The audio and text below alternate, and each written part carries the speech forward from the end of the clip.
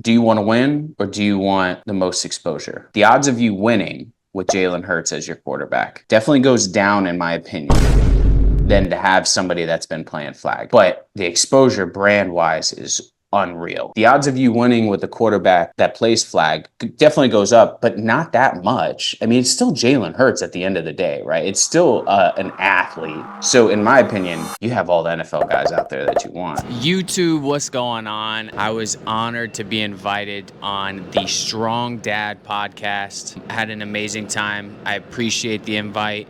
Got to discuss a lot of different personal topics, so I was able to kind of go in depth and give context, which a lot of my videos don't give because they're such short videos. We talk about everything from the LA Olympics coming up, content creation, what it's like being a dad, the times that I went through, and how hard it was to actually have a kid, which some people don't know.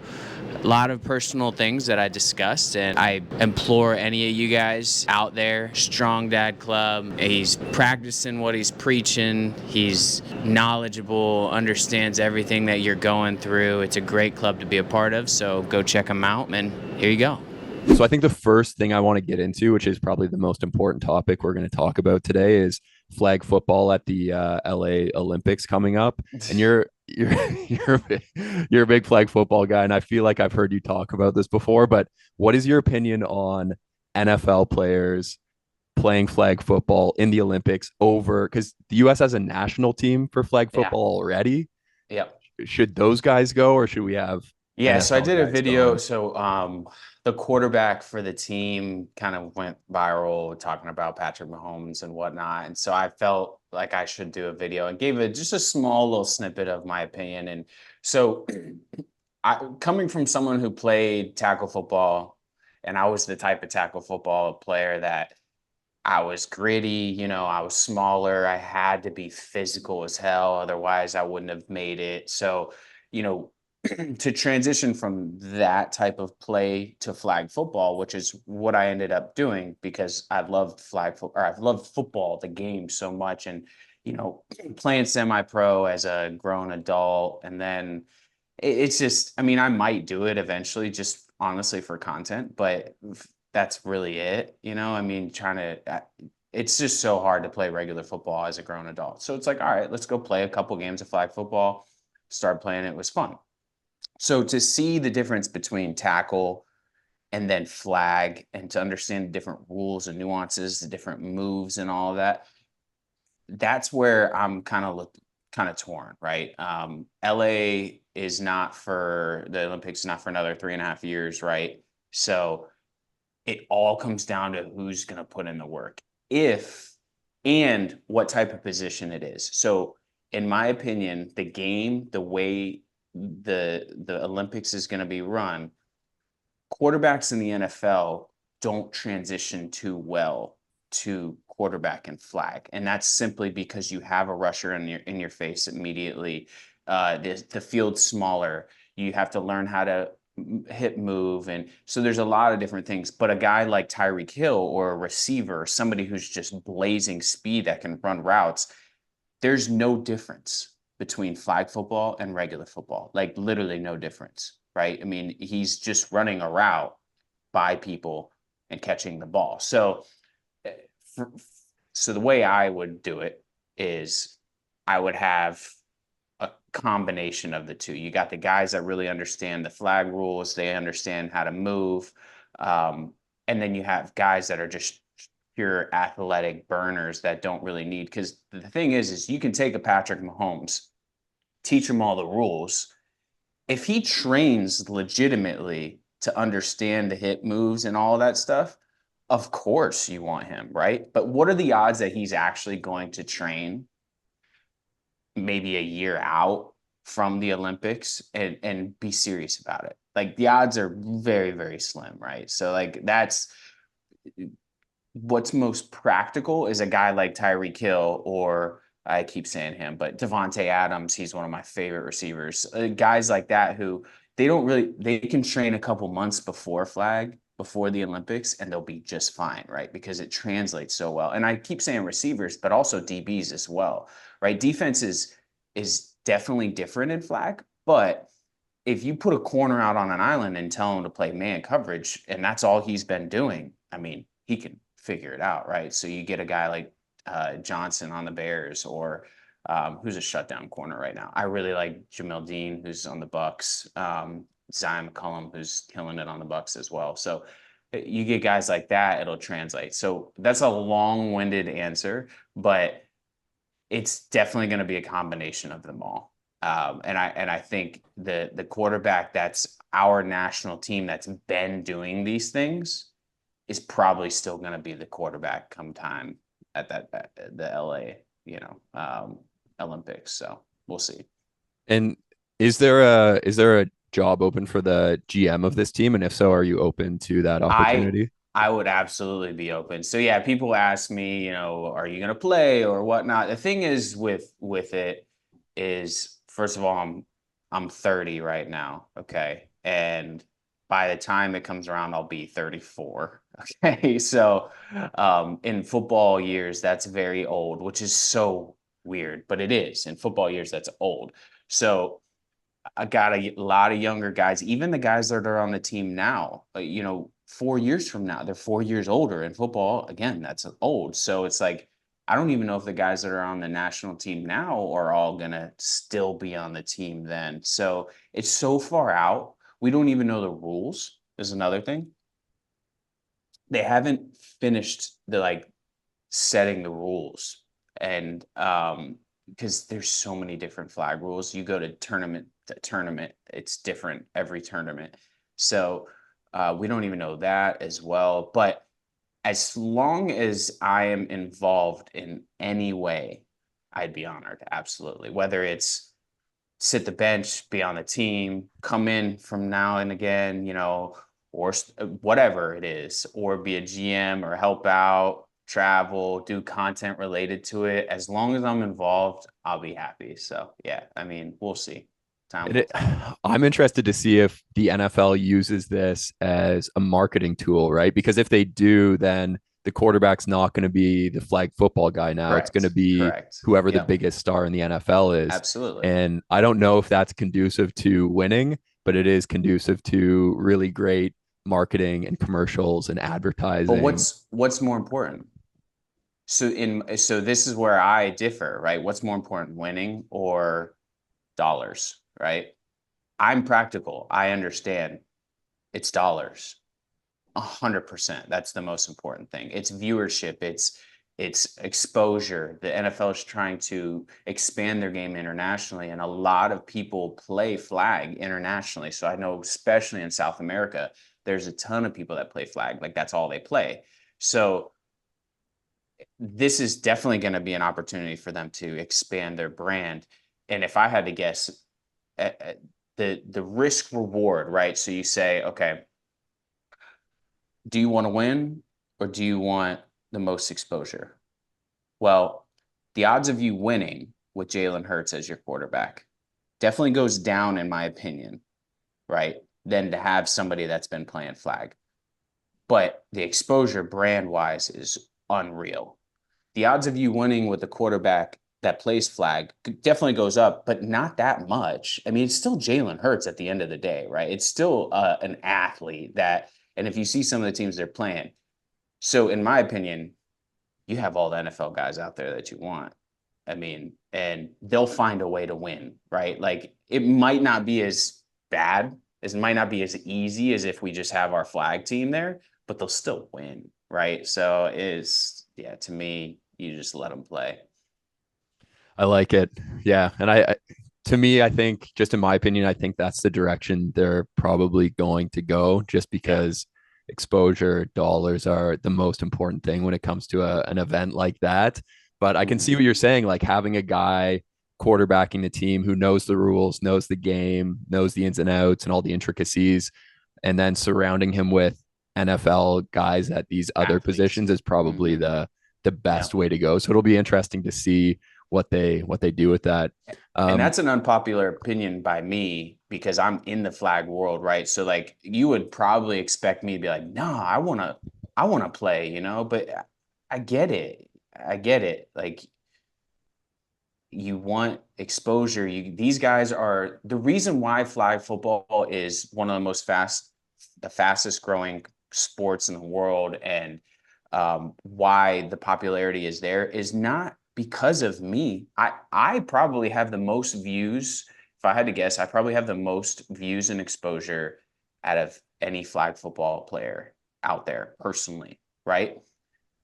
But the only reason I'm getting views is because football is a popular sport before I started playing football, right? Like Jalen Hurts, Tom Brady, all these guys that are just absolute superstars, they made football where it is.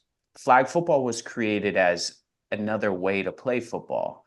And the only reason it's popular is because football is popular. If football wasn't popular, flag football wouldn't be popular, right? So like that's where I always pay homage, because the quarterback, the flag football quarterback, he said, they weren't there increasing the viewership of the game or bringing, awareness to the game, but actually they are not. They don't know that they are, but they are by just playing regular football, right? I mean but not everybody understands that, so I get it, so. Yeah. And one thing I'm interested in is you're obviously really involved in the game of flag football, creating content, playing this and that. For a lot of guys, that kind of goes away once they become parents, just because Mhm. the time that kids take obviously takes away from these extracurriculars and less sleep and obviously less time, less energy, all these things. Why is continuing to participate in sports and do it at the level that you are in terms of like going above and beyond creating content? Why is that so important to you before, and why is that so important to you now as a dad to continue doing that? Yeah. So practically, I'll start off by saying this. One, it's early. Okay. So let's just throw this out there. I've been a dad for my boy is 4.5 months, coming on 5 months. So I'm not going to sit here So and you're about talk to quit. about You're gonna right, right. So I'm not going to sit here and talk like I've been doing this forever, right? Like I haven't. It's only been 4.5 months now. Those 4.5 months have been the trenches, that's for sure. And everybody that's gone through it knows that. But for me, I've always been of the mindset of whatever's important to you is you're going to do. And being fit is important to me, right? My mental health is important to me. Those are two things that no matter what happens, I'm going to do. Okay. And that's selfishly what I have to do, right? To be a good parent, I have to do that first. Otherwise, if I'm just shitty mentally, but I'm always around my kid, then you're just portraying those things to your kid, and it's not good, right? So take care of yourself first, and then you can take care. That's I've always been a belief in that. I've had belief in that. So with with the flag stuff, it's definitely with the baby in the picture, it's required more scheduling, right? So understanding how much content I have in the bank, and then knowing, okay, like for instance, this past Monday, I went out and we played 3 games Monday night. It took one night, that's it, one night. And I'll probably get, I don't know, 20 to 30 videos from one night, right? So it's not like I'm really playing flag football that often. It's just understanding how to create content out of some documentation, because I just document the whole night and then I go back and create those videos. And then my flexibility with the job, right? So a lot of the stuff I get done, whether it's throughout the day or at night, it doesn't really matter. So whatever I need to do with Luca, my boy, I do. And whenever I need to get a video done or edit or put time towards that, I do. So to me, it's the same thing as like fitness. Everybody says, instead of like flag football, let's take flag football out and replace that with fitness. Everybody says, oh, you're gonna get dad bod. You're wait till you have a kid. You're not going to be working out as much. I work out just as much, right? And I'm going to, and I will tell you. And then it's the same with age, right? Oh, wait till you get 40. Wait, when I'm 50, I'm going to be fit. Like I did. It's because it's important to me. You can make as many excuses as you want, but I'm gonna go to the gym. I'm gonna ride the Peloton. I'm gonna do something, right? It only takes 30 minutes out of your day. It's not a big commitment. And so that's kind of been my mindset from the jump with the kid. And yeah, are there nights where I have 4 hours of sleep and I don't really want to do much? Sure. And all day I've been handling him and doing things with work. And then next thing you know, it's 9 o'clock at night. I still jump on the Peloton and I do the Peloton at least for 30 minutes or something like that. Right. So you find a way to do it. Right. Yeah, and I think something you brought up there is very important, and that's if it's important to you, you'll do it. And I think that's something that a lot of people are missing in the sense that they're looking for a system or they're looking for some way to schedule or they're looking for some type of motivation or like they're just Hmm. looking for like an app or a thing or something to be installed into their life so that they can get fit or be more active or Sure. healthier, improve their mental health. But at the end of the day, like you're saying, if it's important to you, you will make it happen and you'll figure out a way to get it done. Whether that's like you're saying, hop on the Peloton, go to the gym, continue to play recreational sports, whatever it may be. If it's important to you, you'll get it done. So that's something that I think a lot of dads out there need to do is if they're sitting in that place of like waiting for something to save them or looking for the perfect solution, it's like you have enough creativity and ingenuity and resourcefulness within you Hmm. to figure out a way to make it work for you. And like we were talking about earlier with kids, like everyone is different. Like what I like is not what's going to work for you and vice versa. So you need to find within your own situation, your schedule, whatever it may be, how many kids you have. Sure. You need to find what works for you. I don't think there is one way or one thing that you can do to reach the goal you want. It's going to be dependent on your own environment. And yeah, I think just trusting in yourself to figure it out is probably the best advice I could give a dad in that Yeah, situation. and to understand what drives you is another thing, right? Like everything, everybody has a different thing that drives them, right? So for me, I grew up playing sports, so discipline is just instilled in me, right? It's just like that is something I will do, right? So I will, even if I don't want to, I'm gonna go to the gym. Even if that's just instilled in me. Some people don't have that, right? They didn't grow up with that, but maybe it's you think, okay, what do I want to teach my kid? If I want my kid to be disciplined, but I can't even be disciplined enough to get myself to go to the gym multiple times a week, what role model am I being as a dad, right? Like, I don't know if that's what drives you, then use that, right? Or something. But if you can't even do 30 minutes throughout the day, that's just, yeah, I don't know. And I don't even think it needs to be that long. And I think that point you just brought up there is absolutely huge. The one of I just wrote it down here. Even if I don't want to, I will. Right. That's a Hmm. really big one because I Hmm. think there's this perception that you should be motivated all the time, have energy all the time, and the people who are able to stay fit or get fit and stay fit are motivated and have energy all the time and have all the time in the world. And it's not the case. Like for the vast majority of us out there, it's like we don't have a ton of energy most of the time. We don't have a ton of time most of the time, but there's that mentality of even if I don't want to, I will. And Right. like you said, if you want to teach that to your kids, you don't teach that to them by telling them to do that and forcing them to do things and Right. berating them. It's like you just do it and then They they see it. will see you do it. Hmm. Yeah, absolutely. One thing I wanted to get into a little bit with you was your obviously the process for you guys to have your first son was not easy. Could you get into that a little bit? I'm sure Sure. other people out there have experienced the same thing as you, so it would be good to kind of share what your experience was like with you and your wife Yeah. through that process. Yeah, it was a 3.5 years of trying to have a kid. So I'm relatively young in the age of having in the world of having kids, right? So we started when I was 20.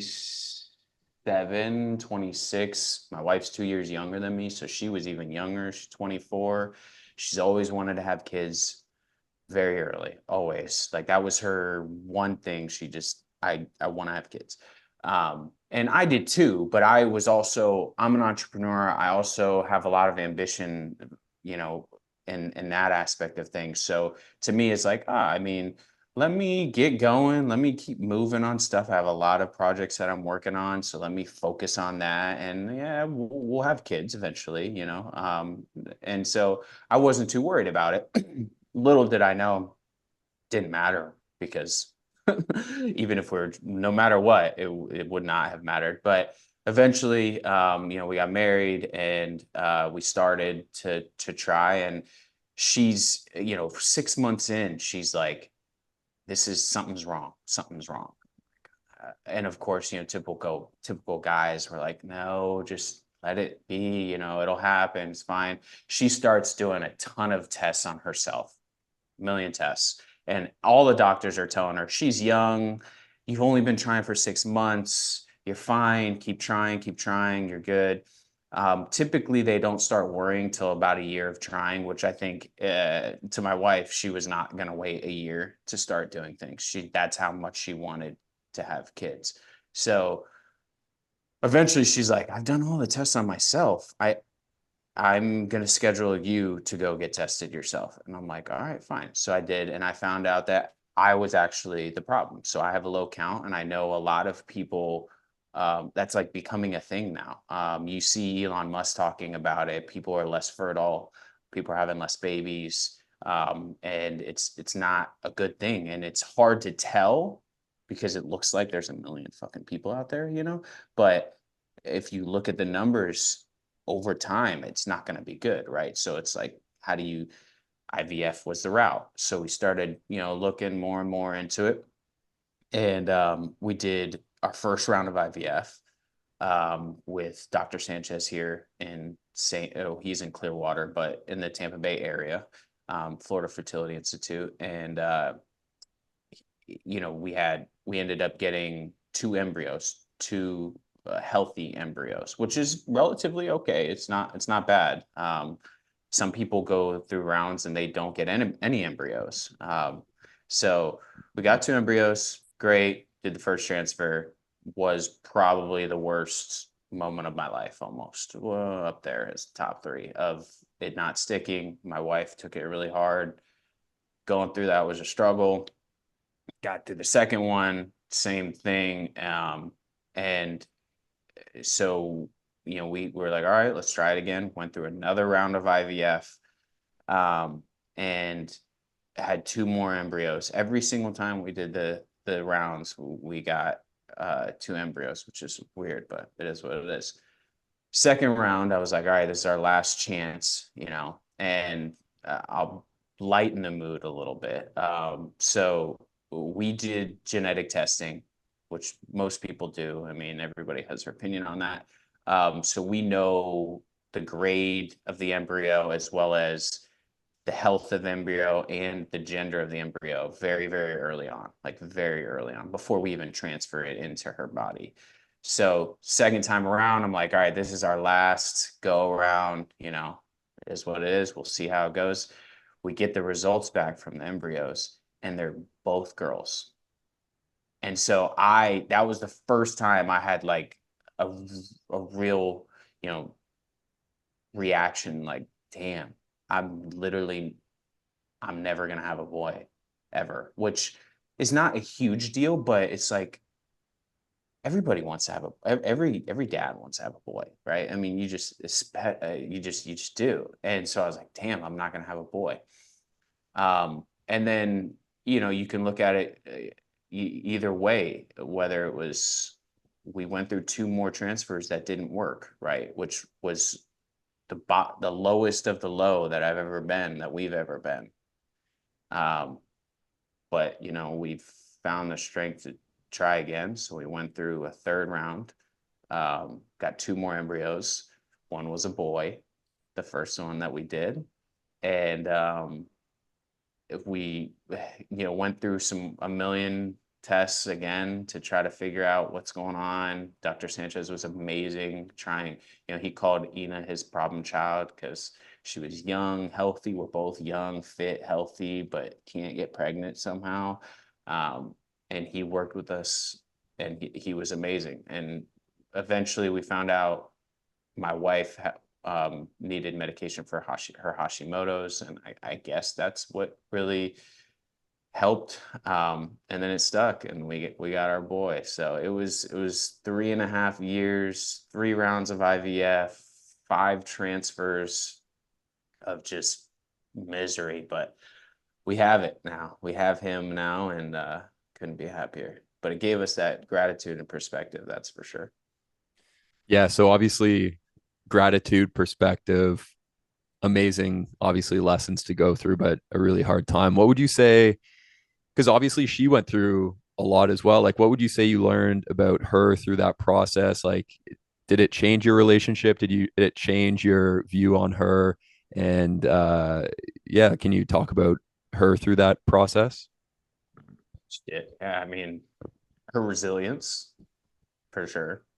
Gonna make me get all fucking emotional over here though. But yeah, absolutely. Like her resilience of and desire to have a baby was just bar none. There was, you know, nothing else mattered to her. Literally nothing. It still doesn't. So it's amazing.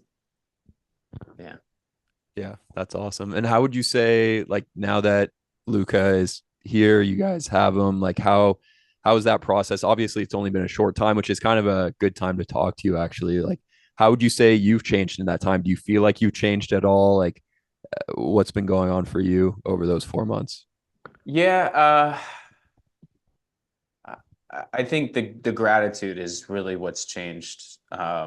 Just every time I get upset, it's like you just think like we wanted this. Like this is what we've been trying to do for. So just to have that gratitude has been the biggest change for me personally. So, but as far as like becoming a dad, and I always I'm 7 years older than my little brothers, so I kind of anyone that knows that's been like that's an older sibling, like my wife, her sister's 10 years older than her. You kind of have more of a father figure or mother figure type of relationship with your brothers or sisters when you're that much older. So that's kind of how it was with my little brothers. So I kind of had an idea of how there were times where my parents were just like, they wouldn't even deal with the situation with my little brothers because they just knew I was going to deal with it with them. So like I had a lot of practice with them. So it's kind of been the same thing right now. And I had this conversation with somebody the other day. I, as far as like views, character, discipline, all those things. I'm in too early of a stage for that to even be a thing right now. Like, when he's crying, it's because he needs something. It's not because he's being a brat, right? So that right now he's so young that it's just essentially it's very transactional. It's like, okay, what do you need? Okay, here it is. It's not like, oh, he's throwing a fit. Let me teach him a lesson. And no, that's just not the case right now. So we'll see later on down the road when he starts doing those things, when he's talking and stuff like that, and see how that changes. But yeah, that's kind of where I'm at right now. Yeah, and that's the tough part too is recognize. I think when they get older as well, you start having to confront things about yourself because when they Sure. are having Mhm. tantrums or not listening or whatever it may be, oftentimes I find myself in a situation where it's like you want them to do what you want or you want them to listen to you or whatever it may be whereas a lot of the time it's like me having to regulate my own emotions Mhm. and not like Sure. get upset or make things worse. And I find that oftentimes if I've heard someone else, I think it was this guy Sean of Dad Improvement, he always says, if you think you're having a hard time with them, usually they're having a harder time just because they can't regulate their True. emotions. They can't do these things. Right. So I found the more I don't give in to my initial urge to get upset or force them to do things, the easier Hmm. things go. And I find if I do get upset and angry with them, like that just escalates things and then it cycles out of control. But we were talking earlier about parenting advice and people wanting to give it to you. And here I am, I'm giving you parenting advice already, Yeah. unsolicited. Yeah, but there's a difference between someone who's just like, you got to do this, and someone who's giving advice of you just be open and know that it's not going to be the same for you. But here's what's gone through for me. Like I think that's the biggest thing. It's always about delivery. How do you deliver that message? And some people are better at it than others. So, yeah, Yeah, definitely. So for me, I think my only parenting advice is just take a breath, like take a right, second, exactly. relax, because it's so easy to get like, I don't know what it is. Like we love our kids more than anything, but they also have the ability just to drive Oh us yeah, up the get wall under. like no other. So it's And at all age, at it or at any age, right? Like in the stage I'm at, it's you just I'm sure everybody has gone through this where you just reach a boiling point. Your baby's fussing as it's 3 in the morning. There's been plenty of like maybe 2 or 3 times where I'm just like, I can't. I'm at my max limit. Please just take them because so even though it's not intentional, but you go through that now, right? And then it just changes different type later on. So yeah, yeah, absolutely. 100%. One thing I'm interested about as well, like kind of changing topics here a little bit, is the content creation side of things. Because obviously you've done a great job of that. Like I started seeing your videos and I was into them right away. I was like, oh, these are hilarious. Some of them, like it's just great content about flag football. And what's even more entertaining about your content is the comments you get on some of your videos. Were you expecting that beforehand? Because No. there's a lot of trolls out there, a lot of people chirping you. Like you were not expecting that before. No, so the reason why is, well, first of all, anyone that hasn't actually gotten views won't really understand it. Even the guys in flag football, prime example, like there's an old head flag football player that I just gave a video to. He posted it, and his whole comment section is, "Oh, this is dope, fire, good for you." But the reason why is it's not hitting the algorithm. It's all just people that that already knows, that follows him, that play flag football. If that video hit the algorithm, oh, you have no idea what he was going to get in the comment section. So for me, no. And the reason why I didn't expect it is to an extent is I played ball at a high level. So I'm over here like, oh, I know I can play football. I know I can play regular football because I've done it, right? And especially the type of regular football I played was gritty, the stuff that people love, the hard-nosed dude, right? Not the prima donna. So that's my vision of myself. And then I post these videos and don't realize people have no clue.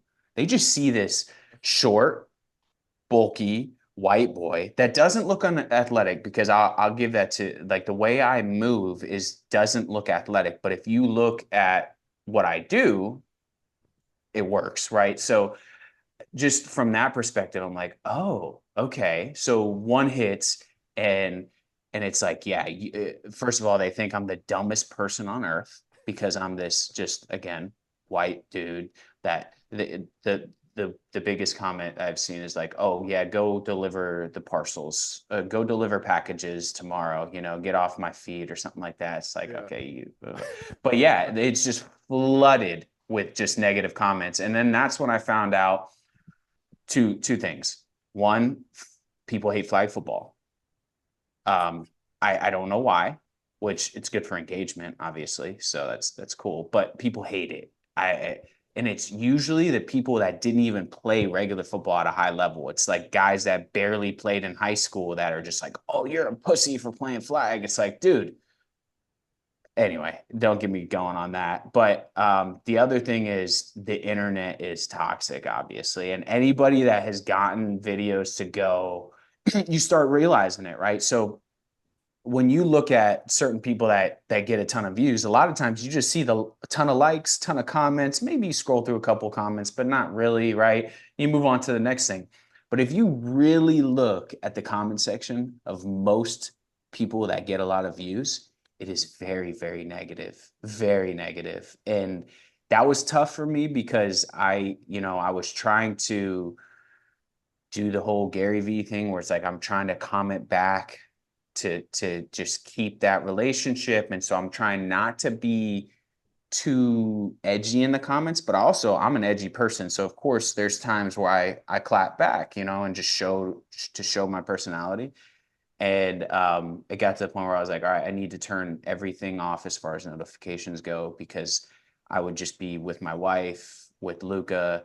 I'd look down and see a bunch of comments on Instagram, and I'm scrolling through them, and it emotionally hijacks me immediately. And that was not good. And my wife and I had multiple conversations of like, all right, can we figure this out, like a happy medium? Because it's good that you're getting comments, but then you're not here, you're not present, even though you are here, right? And so how can we do that? So I turned off all my notifications. I try to go on certain times throughout the day. That doesn't always work, but yeah, that was eye-opening once it first started, that's for sure. And so most of these people posting negative comments, let's say you don't know them, obviously. And I've had that experience as well. Like no one who I Mhm. know is going to post a negative comment on any of my Right, videos. right. But what has the reaction been like in your like more immediate social circle? Like have people been supportive of you creating all this Yeah. content? Have people been like, why are you doing that? Like were you were you surprised by the reaction from those people who you actually do know? Yeah, it's definitely a mix. For the actual content that I've done, like to kind of give a backstory, like Flag was not the first content that I did, right? So I started really understanding content maybe 4 or 5 years ago. I started to podcast with my buddy.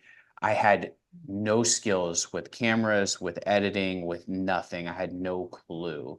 So it was awful. It was just awful.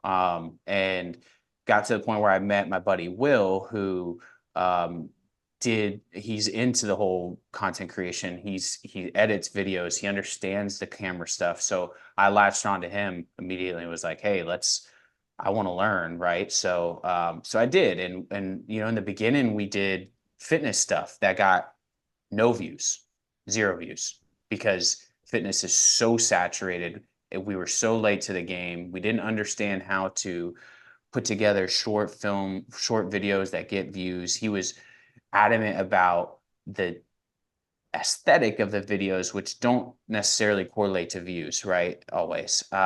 There's a graph. Eventually it doesn't matter, right? Like you do need to have your stuff look good, but eventually it doesn't matter, right? And it just adds time to creating the content. So I tried doing stuff for fitness.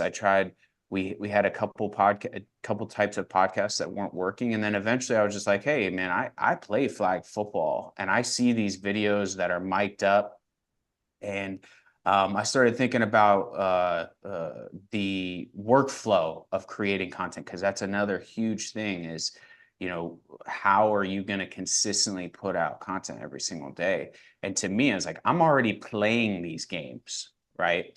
So the mic'd up is perfect because I don't go in with any sort of thought process, right? It's just I'm gonna go play a game, put a mic on me, and all the creative stuff comes when I'm editing the videos the next day, right? So it's like I already know I'm a character on the field that I think people want to watch. And so get that film, and then now I have just games after games after games. And the other thing that I had to have is I had a brother that comes out and films me, which is huge, right? Like if he didn't come out and film me, I would have nothing, right? And I wouldn't have been able to make the content that I've made. So finding that is tough, and fortunately I have a brother that's into it, that is willing to help me out, and he comes out and films, and so that's kind of been my process. So and then it just keeps evolving from there. So And I think people should go check out your Instagram profile first of all and watch the videos because they're very entertaining and great to watch. And one of the reasons for that is obviously your personality. Like you're talking all the time, you're funny on the field, like you're into the game. Would you say your personality changes? Obviously it changes when you're on the field a little bit because everyone's does for because the there's a most part camera. because there's a camera. Because when we met at strength camp in Yeah. St. Pete, and hmm we did videos there, and I was doing my own YouTube videos back then as well. And if you ask Julie, she'd be like, oh, there's Mark and then there's video Mark. Like she would say I change on camera. And I I don't feel that change as much in me. It's just kind of like I'm gonna make the video entertaining, so I'm gonna talk a little bit more and Sure. be a little bit more out there. Do you feel like you change at all, or is it this is how you were playing flag football before, and then you just started filming, or has there been Yeah. a I think my friends can, and anybody that's played with me can attest to this.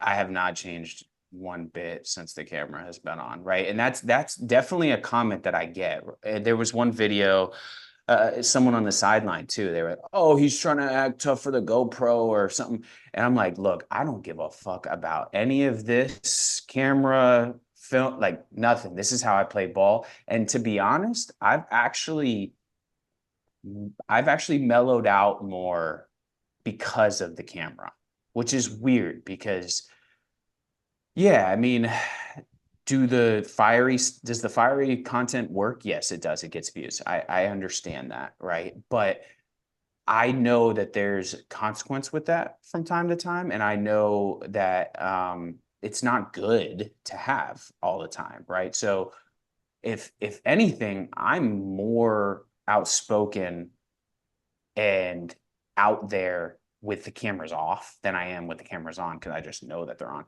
Now, like give and take, right? So I do know there's certain things that do well, right? Over time, when you do a million videos, it's like, okay, if I do this, it's going to do well, right? So whether it's a reaction to something or something like that, yeah, maybe some of those things I would not have done if the camera wasn't on me or whatnot, sure, from time to time. But as far as like being on camera, like no, and that's the best part about the mic'd up stuff is it's not scripted, it's not planned, which is some of the times when you do have to turn on that character when it's like scripted and planned, you have to have energy and whatnot. For me, it's just like, no, I play ball. This is how I play ball. I don't back down to anybody. I talk shit. I have fun as well, right? Like I joke, which a lot of people take serious, which is hilarious to me because I'm like, everyone knows, like, dude, that was hilarious. You're just screwing around. But then my whole comment section is, why does this guy take this so seriously? It's like, I'm joking, okay? Like it's a joke, but the tone doesn't always come off that way, right? It is what it is. But no, I mean, nothing changes. Camera comes on, I just play ball, and that's the best part.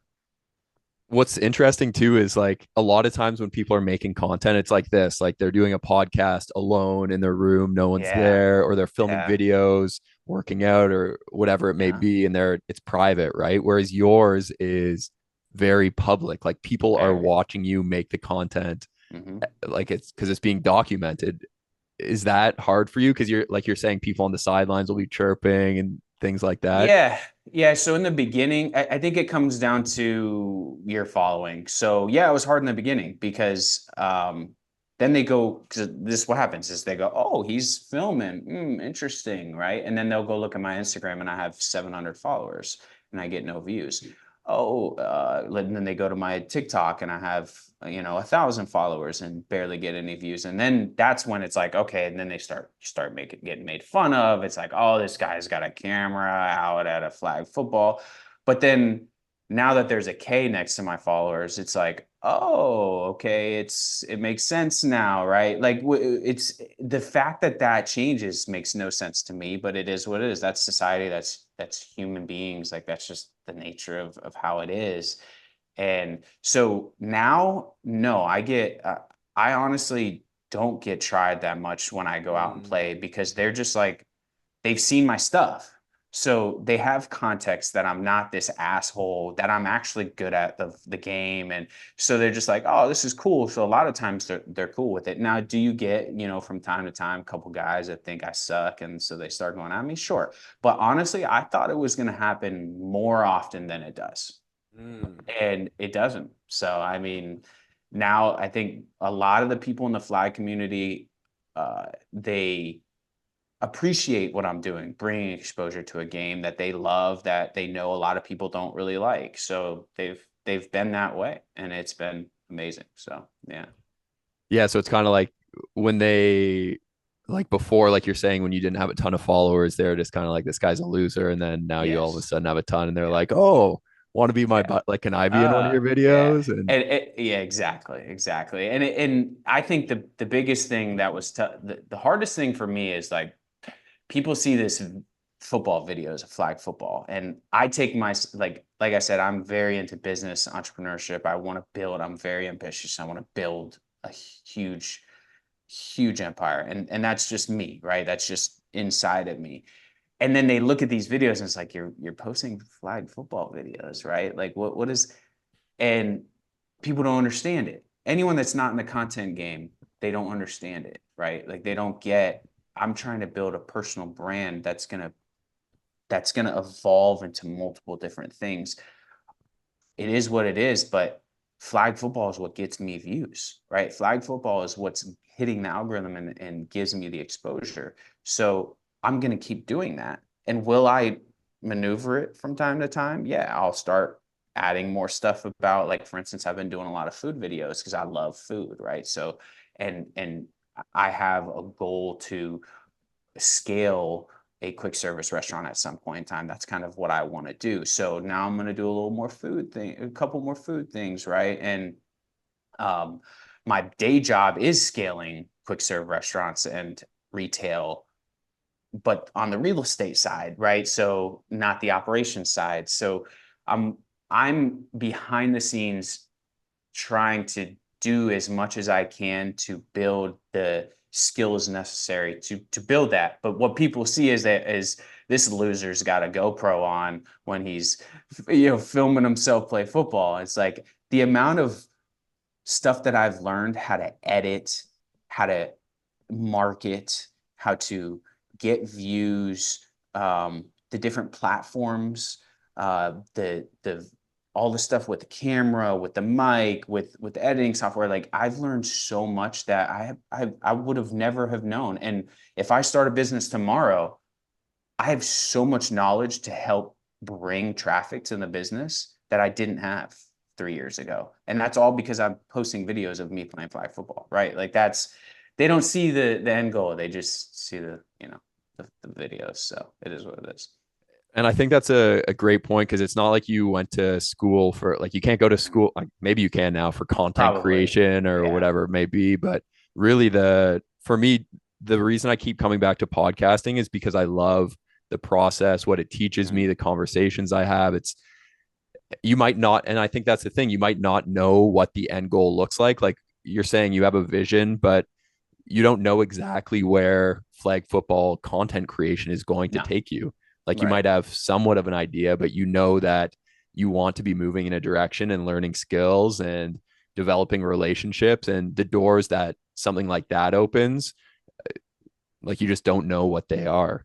And I Right. think for a lot of people, they want to have a very set in stone plan for what they're going to do and what they're going to get. So putting yourself out there on social media is a hard and scary thing to do, For sure. especially when you don't have a good idea of where it's going to lead to. And when people ask you, you don't really have the best answer of what it's going to lead to, but you won't understand that unless you've done it yourself. Yeah, I mean, the best answer I can give is I'm learning skills that I think are important, right? And that's really it, right? And especially, I think it depends. Like, if you're doing content and it's doing well, but it's in your realm of business, I think that's the easiest, right? Because it's very easy for you to explain. Like, for instance, I'm in real estate development, right? If all my content was around real estate development, and that makes sense, right? Like I'm getting views, people, it's giving me exposure. I'm able to meet more people and do more developments because of all of that. But for me, has nothing to do with what I do for work, for business. So it's even harder for me to explain to people like, hey, I do this because I like playing football and I want to learn how to do these things. But it has nothing to do with real estate development. So it's like, what? That's weird. It's a little weird. And then colleagues will watch my videos, will see my videos. And if they don't understand it, it'll come off a certain way, and just is what it is. So, I mean, it's got to bite bullet, keep, have that self-awareness of like, I know why I'm doing this. I know the skills I'm learning and the people I'm meeting and the things I'm doing. And if people don't see it, they don't see it. I think that's a barrier or a resistance that a Huge. lot of people aren't able to get past because whenever you put yourself out there, whenever you do something outside the norm, people are going to push back against it because whatever it might be, like their own insecurities, or like you're just Yeah. doing something different. So it's an easy target, or whatever their motivation is, they're going to push back against that. And you need to have thick skin in the sense that you need to be able to take people's comments and chirps and whatever it may be. But you Mhm. have to realize that you're doing it for a reason. And the reason Right. is to develop skills and to open new doors and also to, I think, to help people. Like for me, the Sure. content I create is I want to help dads be fit and strong and present with their Yep. families. Amen.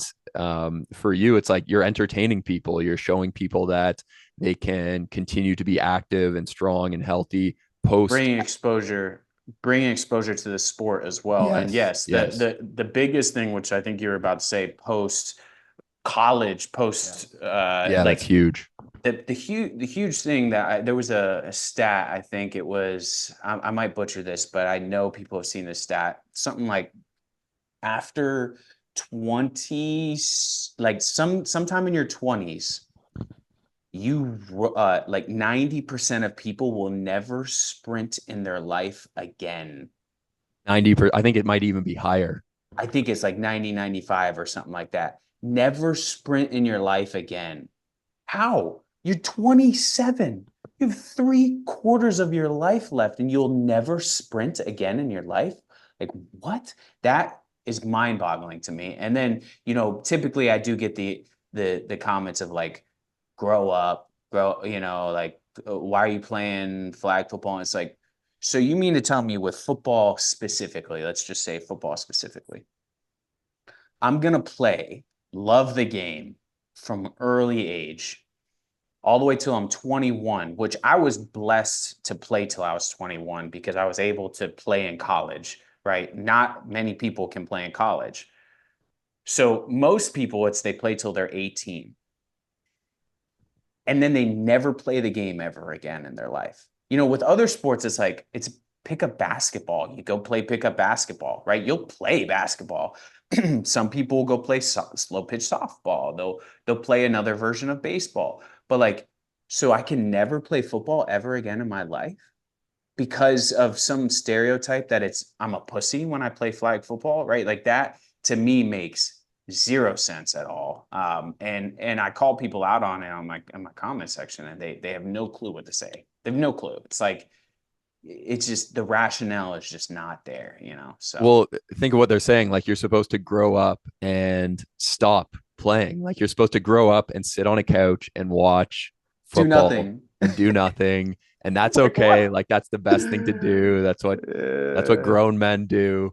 But for me, um, like I found the moments in my life when I get farthest away from recreational sports, whether we've been busy with kids or moving or whatever it may be, those are the times when my mental health takes the biggest hit because Absolutely. I've realized that playing a game, even if it's not at a high level or whatever it may be, that's what brings me joy and happiness and makes me like want to talk to people and express myself. And then And it also helps your cardiovascular strength, right? Whereas a lot of people don't do things for that, especially like gym bros. We don't do cardio, right? Like I know you were a strength camp and they were kind of like a more of like a hybrid thing.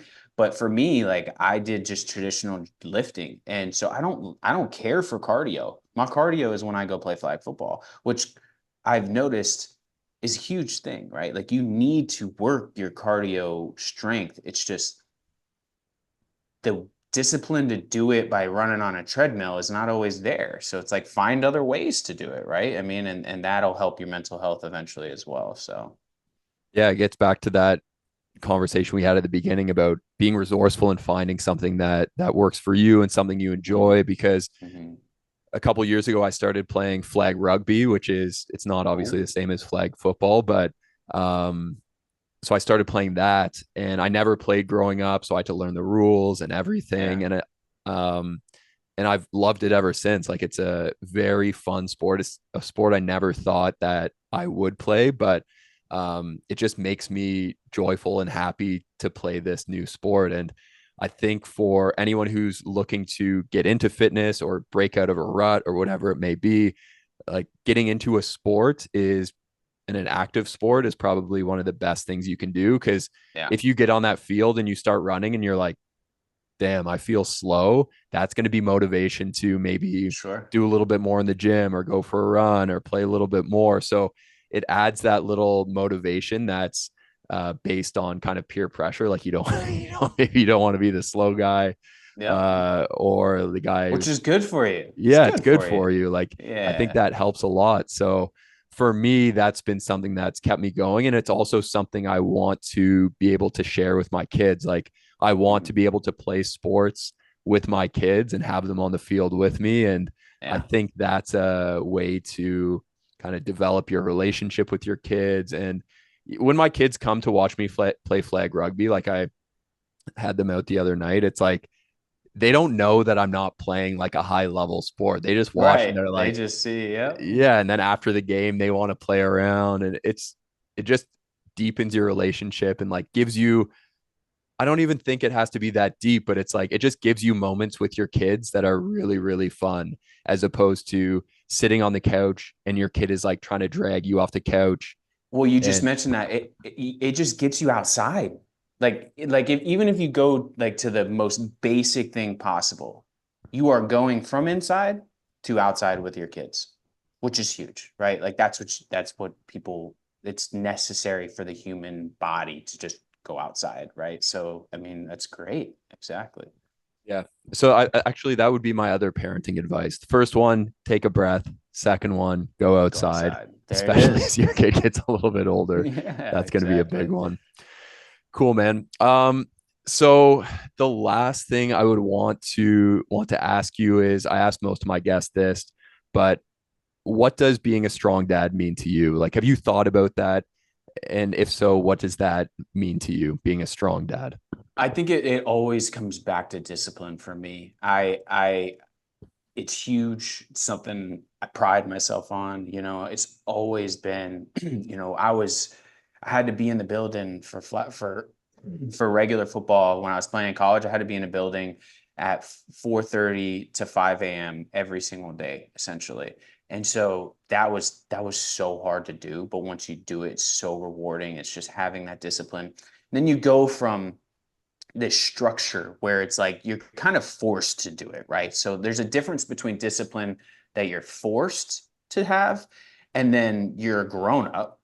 You can make your own decisions. You have nobody forcing you to do anything, and you still have that discipline. That's just complete. And there was a transition period where it's like I didn't have that great a discipline from time. It's like I I also, add on top of that, I have freedom and flexibility with my job. So I'm not being forced to have discipline with my job either. And so it's like you have to find a way to keep yourself in that mode. So for being a strong dad, back to your question, I think that's the biggest thing is showing my kid like, hey, like I have discipline and you will have discipline as well. And it's very attainable. You just got to work at it. And I think sports growing up will help for sure. But seeing the big fat out of shape dad that he's trying to teach his kid certain things that he doesn't even do himself. It's so hard. Like, how hypocritical can you be, and if how do you not look at yourself and say, I'm being a hypocrite right now, so that's been my biggest thing. I But love again, it. I'm only 4.5 months in, Yeah. so let's just be real. We'll I'm four check and a in half a months year in. and you're 50 pounds heavier and Yeah, yeah. yeah. No, Cool, man. I And where can people find out about you? Where can people watch your videos? What social platforms? What do you want to? I'm on everything at all five major: YouTube, TikTok, Instagram. Snapchat actually has a spotlight thing that most people don't know about, which is their kind of like TikTok way of things. Facebook page, like everything. It's just my name, Jake Holsinger, the underscore sometimes not. So, yeah, I'm posting everywhere. So Cool, man. I love it. And I would highly suggest people go and check out your videos. They're highly appreciate you. entertaining. They're great to watch. You can just kind of binge your content because every video is awesome. So And check don't him out. take it seriously. It He's is very high. serious. He's he's never joking. Everything's Yeah, very never. serious. So Yeah. going with that lens for sure. Yeah, cool, man. I think thanks. I appreciate Thanks it. for having me on, Yeah, really. man. Thanks a lot.